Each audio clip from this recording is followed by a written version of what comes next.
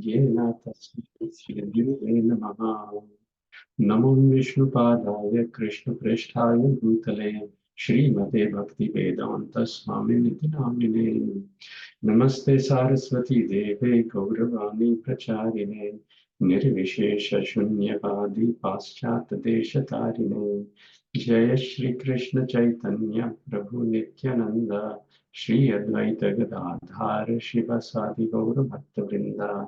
हरे कृष्ण कृष्ण कृष्ण हरे हरे, हरे राम राम राम हरे हरे। वाञ्छाकल्पतरुभ्यश्च कृपा सिन्धुभ्येव च पतितानां पावनेभ्यो वैष्णवेभ्यो नमो नमः। भूतैर्मद्भिर्नमा पुरो विभु निर्माय शेते यदमुषु पुरुषा भुङ्क्ते गुणान् षोडश षोडशात्मका सोलङ्कृशिष्ट भगवान् वचांसि मे। श्रीकृष्ण शरणं शरणागतं तथा अमृतं सततपीबताम् भक्ति वेदांत मार्ग पंथनम सर्वलोक ऋषिदेव जन्म प्रसन्नम सर्वलोक ऋषिदेव जन्म प्रसन्नम। Hare Krishna, dear Prabhus and Mataji. So welcome to the morning Śrīmad-Bhāgavatam class. So we're looking at the diagnosis that Nārada Muni firstly gave in verses 8 and 9 of the 5th chapter, 1st canto of Śrīmad-Bhāgavatam of Vyasadeva's deficiency. So there are the two defects that he found out. Would anyone like to repeat what those two defects were?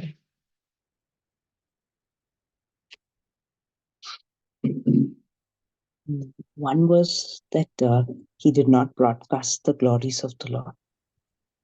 Yes, very good, Mataji. He did not broadcast the glories of the Lord consistently and repeatedly. And what was the other defect? Hare Krishna Prabhu, that it put too much emphasis on the four Purusharth, Dharma, Artha, Kam, Moksha. Yes, so he overemphasized on the four Purusharths, Dharma, Artha, Kama, Moksha. So when we look at the verse, firstly, verse number 8, and look at the word to word, there we say, Bhavatanadita prayam yasho bhagavato malam amalam yenaiva sunatoshyate manyetad darshanam khilam. That you have not actually broadcast the sublime and spotless glories of the personality of Godhead. That philosophy, which does not satisfy the transcendental senses of the Lord, is considered worthless. So the word for worthless there is khilam, inferior. And important words in this verse are tushyate. It will not satisfy us, it will not please us, and no, it will please the Supreme Personality of Godhead if we do not anudita prayam yashaha, the glories of the Lord, if we don't glorify him anudinam. And then in the text number 9, he goes on to say that you have actually Munivarya Nukirtitaha. Munivarya means that you are a great sage. Varya means you are elderly or a great sage. But Anukirtitaha here is very nicely translated as repeatedly described. So Vyasadeva has repeatedly described what? Yatha dharmadayas, that the four principles of religious behavior, dharma, artha, kama, moksha, he has repeatedly described. Here and there he has said Krishna is the Supreme Lord, but not consistently and not emphatically enough. And therefore, na tatha Vasudevasya, you have not actually clarified Vasudeva consistently and emphatically. Therefore, these defects are there. So these two defects are there. And then he goes on to the verse we were discussing yesterday. So has anyone memorized this verse, text number 10? Or close to memorize? Yes, You can Prabhu, say. close to memorize. So, third line I Yes. keep getting. No worries, Mataji. Please sing. नयद्वचश्चित्रपदं हरेर्यशो जगत्पवित्रं प्रगृणीत कर्हि चेत् तद्वास्यं तीर्थम् इषन्ति मानसा न यत्र हंसा निरमन्त्युशिक्ष्या. Thank you very much, Mataji. Very nice.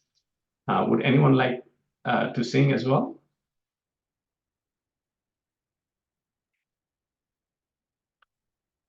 नयद्वचश्चित्रपदं हरेर्यशो जगत्पवित्रं प्रगणीतकर्चित् तद्वायसं तीर्थमुशन्ति मानसा न यत्र हंसा निरमन्त्युशिक्षया. So the important words, of course, are Chitra, Padam, the decorative. What's that decoration? The words. If the words do not glorify Harer Yasho, Harer means of the Lord, and Yasho means His glories. Why? These words have the power to Jagat Pavitram, purify the whole universal atmosphere. Pragnita, hardly. So when this is hardly described, then that is a fault. And what is the analogy given? Anyone? What is the analogy given of those who don't sing or glorify enough the Supreme Personality of Godhead by their words? So they are the Then they're crows. considered decoration of a dead body. Is that the one? Oh yes. That's one verse, another verse which says that. But here the analogy is given as Crows. Crows. The tirtha yes. for crows. Very good, Mataji's. I'm glad you all are answering at once. That means you are studying. Tadvayasam tirtham ushanti manasa. It is a tirtha. It is a place of pilgrimage for crows, basically eating rubbish and talking rubbish. However, nayatra hamsaha nirmantya ushikshayaha. However, we all should be like what? Swan. Swans who never take delight in topics other than those topics which relate to Krishna. So we were discussing that how the main occupation of Vyasadeva is to write scripture. And actually in one of the stutis of Vyasadeva it is said, Namastute Vyasa Vishala Buddhe, that Vyasadeva is of Vishala Buddhe, of very broad and wide intelligence. And that broad and wide intelligence sometimes can be problematic. Why?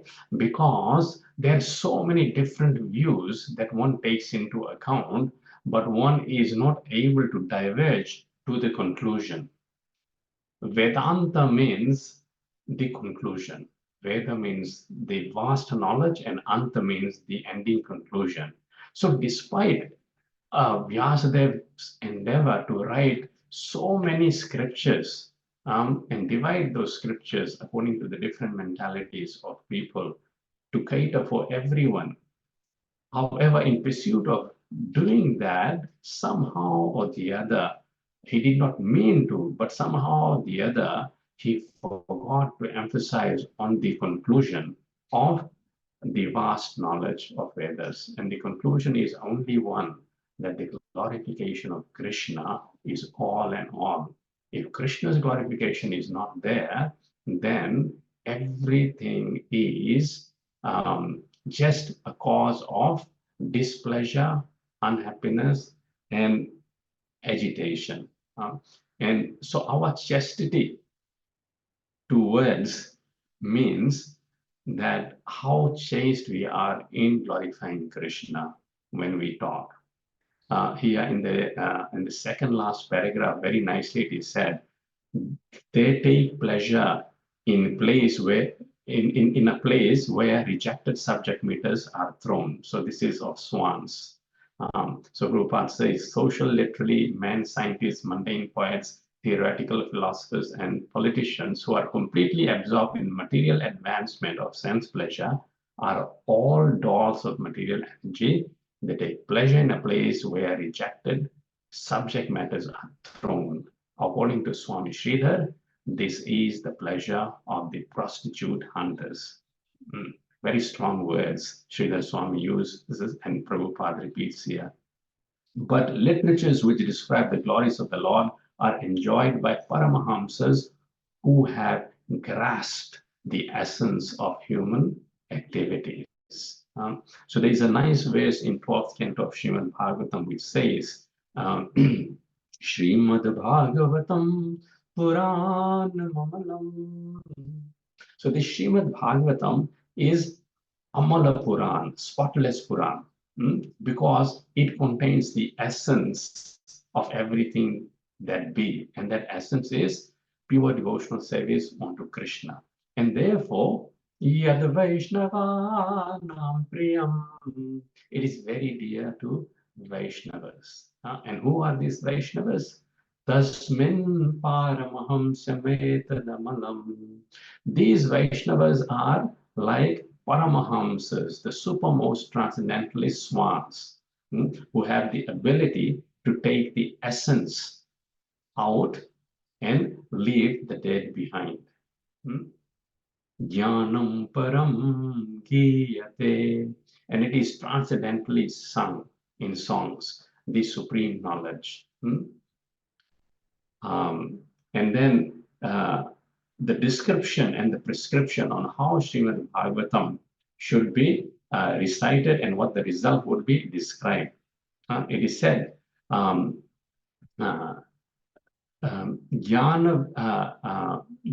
Vairagya Bhakti Sahitam Naishkarnyam Aviskritam Tatra Jnana Viraga Bhakti Sahitam Naishkarnyam Aviskritam.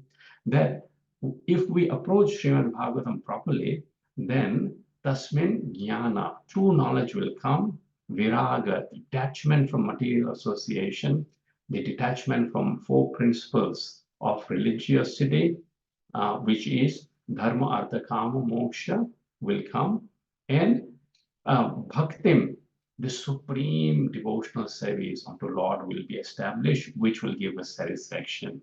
And in true sense, Naishkarmyam Aviskritam, we will be free from the fruitive mentality, which actually pollutes our intelligence. Fruitive activity means that we are constantly hankering, oh, how can I gain this? How can I gain this? How can my reputation be enhanced? How can my pocket be filled? How can I have bigger and better material things? And one constantly lives on in this endeavor and eventually drops dead without achieving the goal of life, Krishna consciousness, love for Krishna. Now, how poverty-stricken we are that we deride the wealth of Krishna consciousness and we concentrate in things like these, which are compared to broken glasses. Therefore, Sud Goswami ends by saying, Tad Shrinvan Supatan Vicharana Paro Bhaktya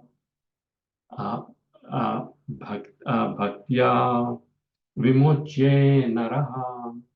That therefore Tad Shrinvan, here, Supatan, repeatedly recite, and that's what we are trying to do here. We are hearing, we are repeatedly reciting, and vichara, and we are thinking about the subject matter seriously. Bhaktya Vimochye Naraha, and this will actually liberate us in true sense from the cycle of birth and death.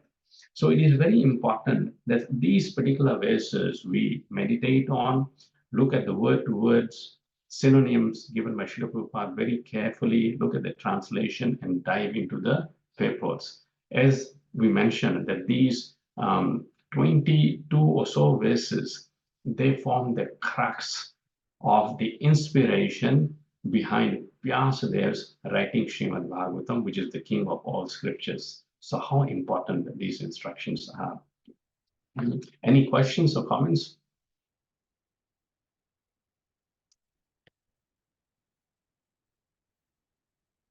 Okay, we'll go to the next verse.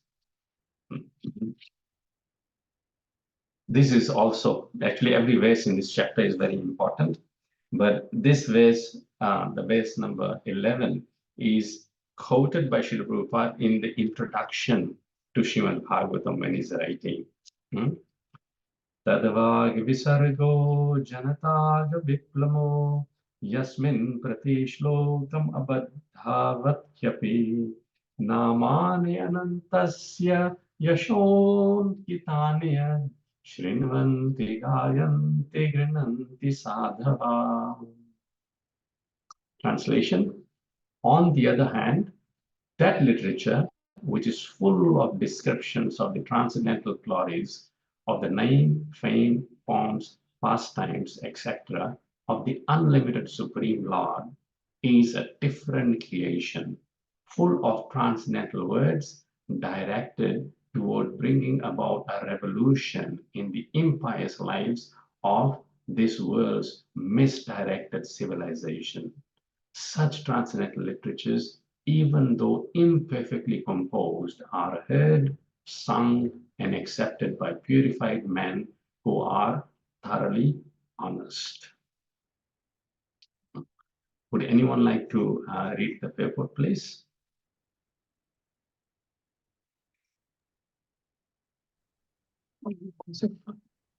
Yes, ma'am.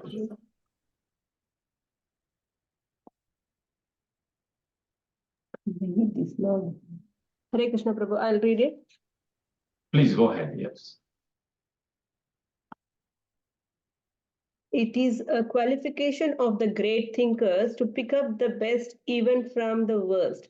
It is said that the intelligent man should pick up nectar from a stalk of poison, should accept gold even from the filthy place, should accept a good and qualified wife even from an obscure family, and should accept a good lesson even from a man or from a teacher who comes from the untouchables. These are some of the ethical instructions for everyone in every place without exception. But a saint is far above the level of an ordinary man. He is always absorbed in glorifying the Supreme Lord, because by broadcasting the holy name and fame of the Supreme Lord, the polluted atmosphere of the world will change. And as a result of propagating the transcendental literatures like Śrīmad-Bhāgavatam, people will become sane in their transactions. While preparing this commentation on this particular stanza of Śrīmad-Bhāgavatam, we have a crisis before us. Our neighboring friend China has attacked the border of India with a militaristic spirit. We have practically no business in the political field. Yet we see that previously there were both China and India, and they both lived peacefully for centuries without ill feeling. The reason is that they lived those days in an atmosphere of God consciousness, and every country over the surface of the world was God-fearing, pure-hearted, and simple, and there was no question of political diplomacy. There is no cause of quarrel between the two countries, China and India, over land which is not very suitable for habitation, and certainly there is no cause for fighting on this issue. But due to the age of quarrel, Kali, which we have discussed, there is always a chance of quarrel on slight provocation. This is due to not to the issue in question, but the polluted atmosphere of this age. Systematically, there is propaganda by a section of people to stop glorification of the name and fame of the Supreme Lord. Therefore, there is a great need for disseminating the message of Śrīmad-Bhāgavatam all over the world. It is a duty of every responsible Indian to broadcast the transcendental message of Śrīmad-Bhāgavatam throughout the world, to do all the supermost good, as well as to bring about the desired peace in the world. Because India has failed in her duty by neglecting this responsible work. There is so much quarrel and trouble all over the world. We are confident that if the transcendental message of Śrīmad-Bhāgavatam is received only by the leading men of the world, certainly there will be a change of heart, and naturally the people in general will follow them. The mass of people in general are tools in the hands of the modern politicians and leaders of people. If there is a change of heart of the leaders only, certainly there will be a radical change in the atmosphere of the world. We know that our honest attempts to present this great literature conveying transcendental messages for reviving the God consciousness of the people in general and spiritualizing the world atmosphere is fraught with many difficulties. Our presenting this matter in adequate language, especially a foreign language, we certainly fail, and there will be so many literary discrepancies despite our honest attempt to present it in the proper way. But we are sure that with all our faults in this connection, the seriousness of the subject matter will be taken into consideration, and the leader of society will still accept this due to its being an honest attempt to glorify the Almighty God. When there is fire in a house, the inmates of the house go out to get help from the neighbors who may be foreigners, and yet without knowing the language, the victims of the fire express themselves, and the neighbors understand the need, even though not expressed in the same language. The same spirit of cooperation is needed to broadcast this transcendental message of Śrīmad-Bhāgavatam throughout the polluted atmosphere of the world. After all, it is a technical science of spiritual values, and thus we are concerned with the techniques and not with the language. If the techniques of this great literature are understood by the people of the world, there will be success. When there are too many... Thank you, Mataji. We'll just stop there and discuss. Thank you. So such a wonderful and long paper by Srila we see. And the emphasis here, we see how, with all humility, Srila Prabhupada is expressing his inadequacy in describing, Śrīmad-Bhāgavatam, translating Śrīmad-Bhāgavatam and writing these papers due to English not being his first language. But nonetheless, he is not shying away from presenting this. So similarly, sometimes when you're asked to give class, one of the first things that we hear is devotees saying, "Oh, Prabhu, I'm not qualified." Actually, no one is qualified, but it is a service. So in the service mood, we should be taking it up. Of course, there always will be faults. There always will be discrepancy, but in the spirit of surrender and in the spirit of humility, if we just attempt to serve, then all those faults actually become faultless. And there are, few pastimes of Srila Prabhupada I'd like to relate to. One of them, I recently heard from Gunarnvara Prabhu, who had actually come for Srila Prabhupada's Disappearance Day celebrations at the Hare Krishna temple in Burbank. And while speaking with me personally, he said to me that once Srila Prabhupada, got the news that his godbrothers were criticizing him and his books, and they were asking that the books be changed. And Srila Prabhupada was very angry at that point with the disciple who was bringing his news and with the disciple who was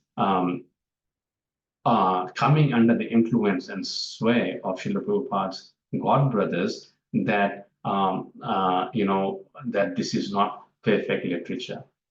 And Prabhupada, in a very strong and strong toned voice, Prabhupada said, they don't know that Krishna is directly dictating to me and I'm writing. They don't know that Krishna is directly dictating to me and I'm writing. These are not my words, these are Krishna's words. And Gunanara Prabhu said, when I heard that, then I became, very elated that I'm witnessing here something very sublime, that Supreme Lord Krishna is making Srila Prabhupada his pen and making him speak the Śrīmad-Bhāgavatam, which we all are reading. And indeed, when the books, Śrīmad-Bhāgavatam, would be printed and come hot from the press and presented to Srila Prabhupada would open it and start reading it. And then Prabhupada would just shake his head in ecstasy and say that I actually have not written this. Krishna has made me write this. Even though they may be false in terms of the language, and many people have pointed out there some like grammatical faults or faults in composition. However, because the attempt is thoroughly honest and with humility, even with faults, it is perfect. Then a faultless presentation which misses the point and does not glorify the Krishna and does not glorify Krishna. That is one thing. Now the other thing is that Srila Prabhupada meditating on writing these transcendental purports so hard and so carefully and so meticulously. Once when Srila Prabhupada was translating, so he would wake up at 1 o'clock in the morning or night, whatever you may call, 1 a.m. and start his translations and purports. And once his secretary in the morning, he noticed that the previous night Srila Prabhupada did not do much translation. So he asked Prabhupada, is your health okay? Srila Prabhupada said, yes. Why do you ask?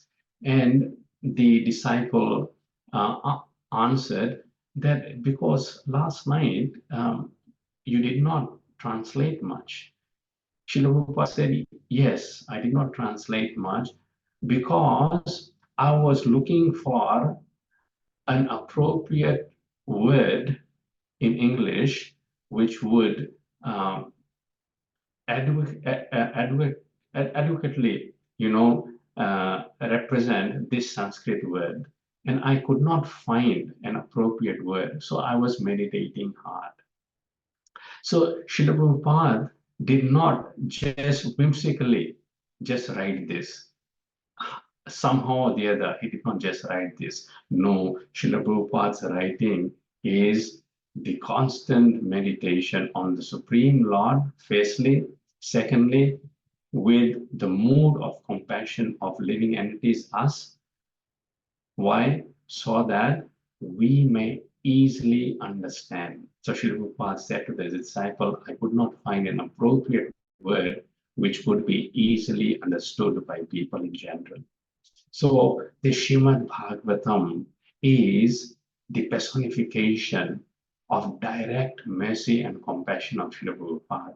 He wrote it with the intent so that we can easily understand it. There are so many books on religiosity, that I have come across, but I can swear that no one explains it as simply yet effectively and as profoundly and eloquently as Srila Prabhupada. On that note, Srila Prabhupada ki jai, Granthra Śrīmad-Bhāgavatam ki jai. Hare Krishna Prabhu, thank you Prabhu. His Grace Viraj Krishna Prabhu ki jai. Thank you so much, Prabhu and Mataji. Have a wonderful Krishna conscious day. This weekend is full of Thank you. activities. I think His Grace Shamananda Prabhu at 7:30 a.m. today will continue his seminar on Chaitanya Mahaprabhu. Gaur Purnima is on Monday. So let's make the best utilization of time of this festive season. And of course, tomorrow in Hare Krishna Temple, Burbank, we'll continue with this series of verses of Śrīmad-Bhāgavatam. And Monday evening, both at Dara Temple and at Burbank Temple, Gaur Purnima would be celebrated. So please, wherever is closest to you or wherever you're inspired to go, please let's participate and expand this movement. Who are we to expand? Actually, Srila Prabhupada is inspiring all of us. Jai. Grantaraj Śrīmad-Bhāgavatam ki Jai. Jai. Srila Prabhupada ki Jai. Hare Krishna. Jai. Hare Krishna Prabhu. Thank you, Prabhu. Hare Krishna. Thank you. Krishna Prabhu, thank you very much.